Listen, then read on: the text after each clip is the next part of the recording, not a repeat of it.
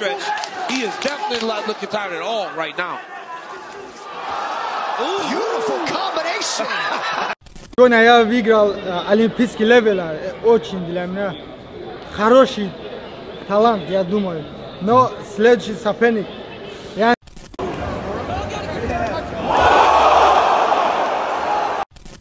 سلام و درود به کلی مردم فارزبان. در پنج کنجه هنر خود را این شب نشان داد و دست بالا گردید. مبارک باشد موین غفوروف، محاربه آمخته، یعنی بای بسپراویل. He is definitely not looking tired at all right now. Ooh. Beautiful combination.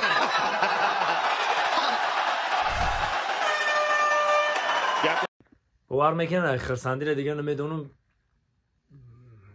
چی بگم. مبارک باشه به همه مردم سربلند تاجیک. دعا میکنم که همه ورزشکارای ما هم خیلی دست بالا باشند و پرچم تاجیکستان در روی دنیا هم خیلی بردارن. خدا نگهبانی همه ما و شما.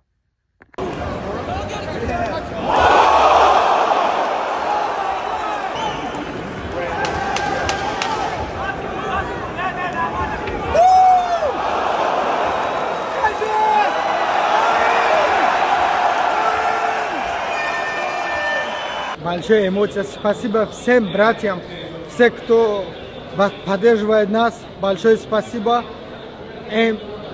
Как говорю, сегодня я очень счастлив, алхамдулилlah. Не знаю, что говорить. Очень много эмоций, не знаю, что говорить. Сегодня я выиграл олимпийский левел. Очень для меня хороший талант, я думаю. Но следующий соперник, я не знаю, но мы будем разговаривать. Я хочу Секхудо.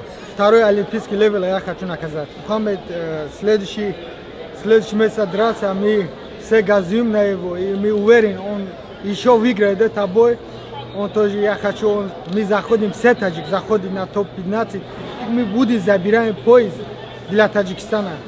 Без разницы, кто первый забирает. Но мы, иншаллах, все будем чемпионы UFC.